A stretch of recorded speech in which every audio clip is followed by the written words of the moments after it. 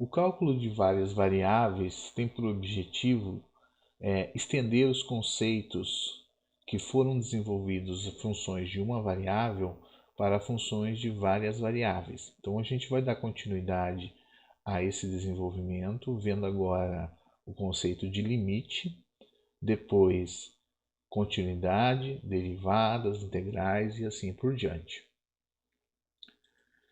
Para a gente desenvolver ou obter a definição do limite em funções de várias variáveis, a gente vai rever brevemente os conceitos em uma variável.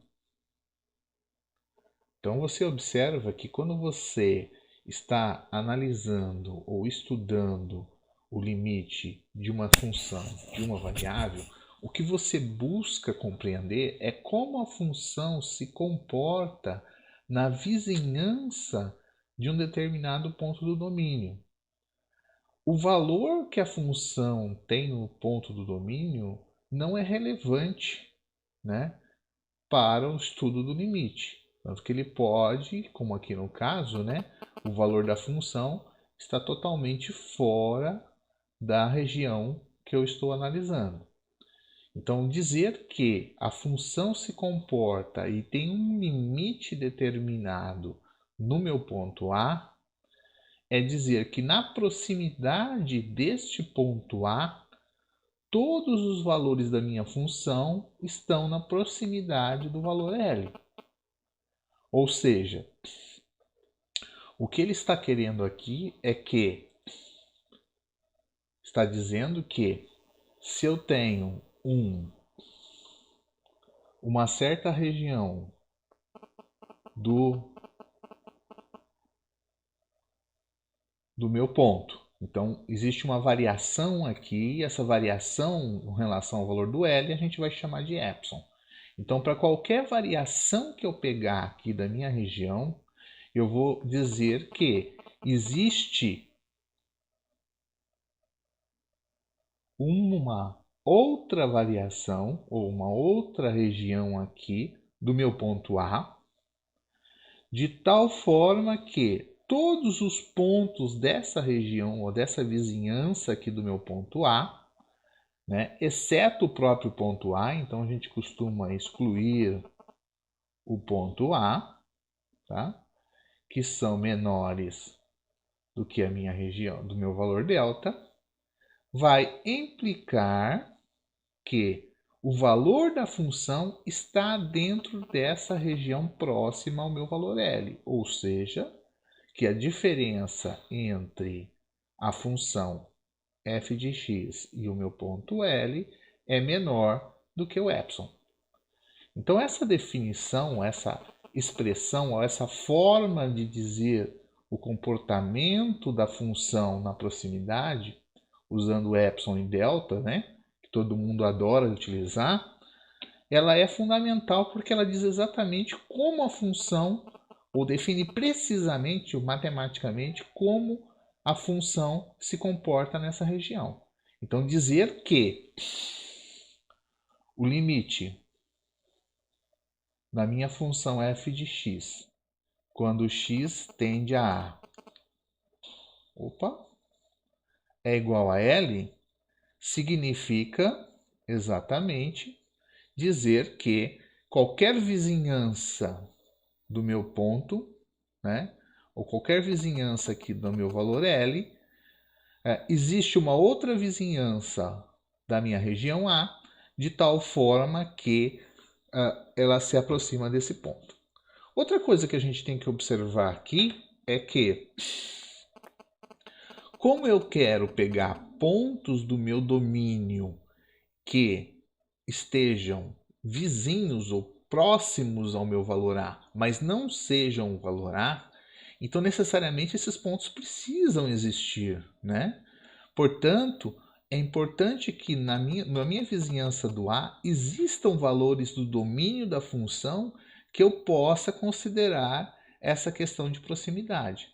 Por isso que o ponto A precisa ser o que a gente chama de um ponto de acumulação do domínio da minha função. Tá? Esse conceito é importante, a gente já desenvolveu anteriormente, E a ideia de ponto de acumulação é que qualquer bola aberta que você pegue aqui, no caso dos reais isso corresponde a um intervalo, né? Ou qualquer intervalinho que eu pegar aqui, exceto com o ponto A, existem outros pontos do meu domínio nesta bola, tá? Então a gente vai tentar estender essa mesma ideia de conceito ou esse mesmo conceito para funções de várias variáveis. Bom, quando eu trabalho com funções de várias variáveis, eu tenho aqui um problema a mais, que agora eu estou trabalhando com um caso, né? Eu tenho duas variáveis, x e y, e o meu resultado está no eixo z, nas cotas. Então, isso aqui é um gráfico tridimensional, tá? E agora, quando eu pego um ponto do meu domínio, já não é mais um ponto da reta, é um ponto do meu plano, é um par AB que precisa ser utilizado como ponto do domínio. E quando eu vou pegar uma vizinhança desse meu ponto AB, já não vai ser mais um intervalo, né? Então aqui vai ser realmente uma bola ou uma região que vai descrever os meus pontos próximos, né? Próximos aqui do meu ponto AB. Novamente, quando eu pego esse ponto AB e coloco na minha função, isso vai me dar o ponto f de AB, que não precisa estar próximo dos demais pontos. Tá? Ele pode estar totalmente fora aqui, né, do meu gráfico, na vizinhança do ponto AB. Para o limite, o que importa é justamente o comportamento da função nessa vizinhança do ponto AB. O valor da função no ponto AB não importa, né? E eu quero que essa vizinhança toda esteja próxima do meu valor L, que é o valor do meu limite.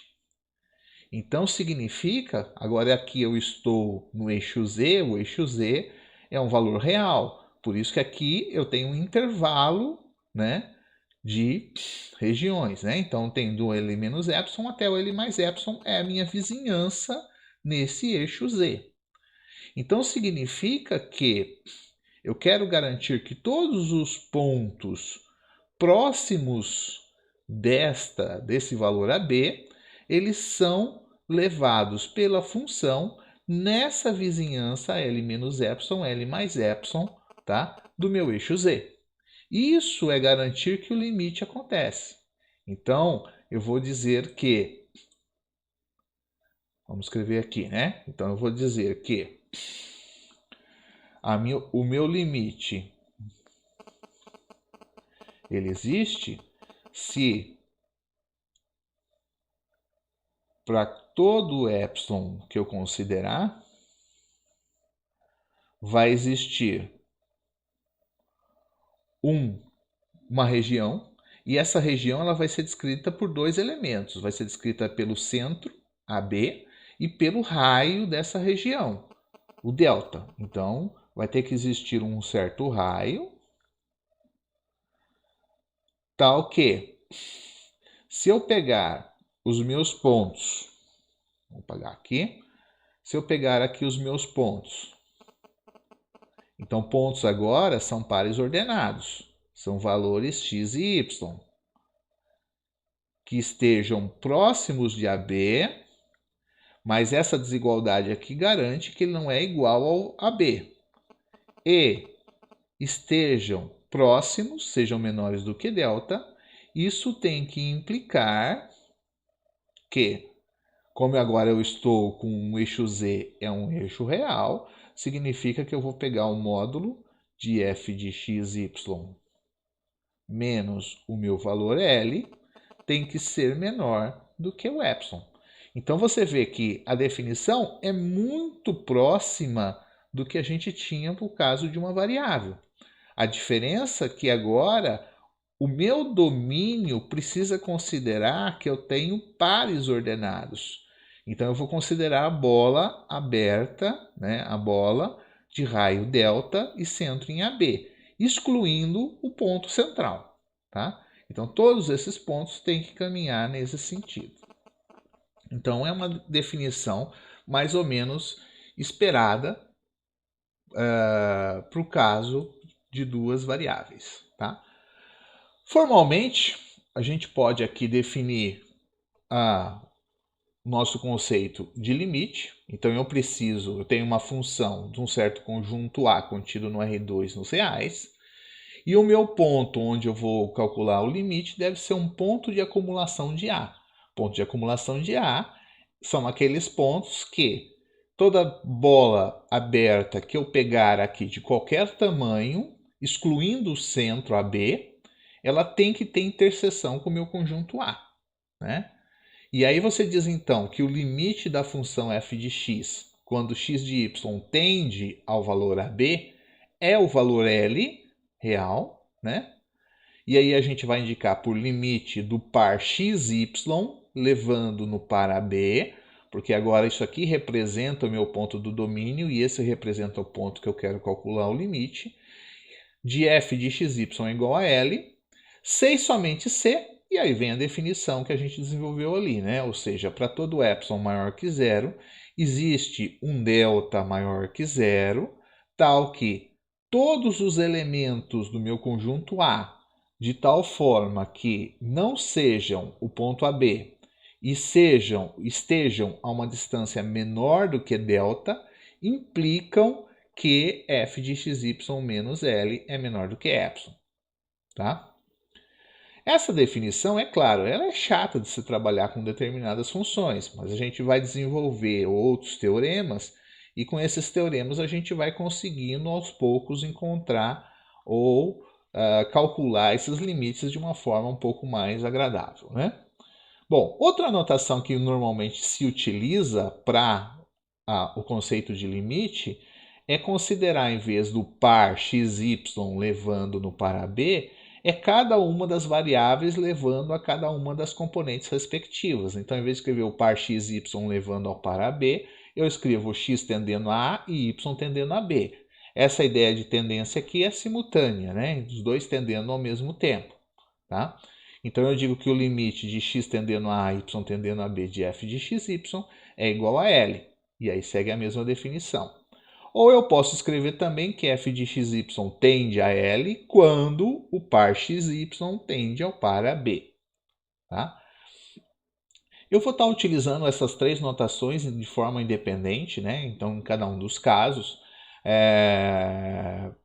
porque do ponto de vista da apresentação há muito interesse. Isso aqui, por exemplo, reduz a altura da minha expressão, esse aqui reduz a largura, então em cada caso eu posso precisar de uma notação ou de outra, e eu vou usar elas aí de forma independente e elas têm o mesmo significado. Então aqui novamente aqui a gente está reforçando, né, que aquela definição que a gente viu ali de norma do par xy menos o par AB menor que delta, significa na verdade que o valor xy está na bola de centro em AB e raio delta, tá? Então eu estou considerando os pontos que estão dentro dessa bola aberta, como a gente já havia falado. A gente vai passar agora por uma série de exemplos que a gente consegue calcular diretamente o limite da função usando a definição, né? Então vamos considerar o primeiro caso, o mais trivial possível, que é uma função de duas variáveis que é uma constante. Então, se eu tenho uma função constante, tá? Significa, o que nós temos é que para todo ponto AB do R2, o limite quando xy tende ao par AB de f de xy vai ser a constante, como era mais ou menos de se esperar, né? E a definição, a prova é bem trivial, né? Se eu tenho um epsilon maior que zero, qualquer delta que eu tomar, que eu considerar, não importa, tá? Se eu tiver o par xy próximo do par AB, eu vou ter que f de xy menos k, que é o valor, vai ser igual... Bom, f de xy é k, então vai dar k menos k, que vai dar zero. E o zero é menor do que epsilon. Então, qualquer ponto que eu pegar vai satisfazer essa condição do meu limite. Portanto, o limite de uma função constante é a própria constante, como era de se esperar.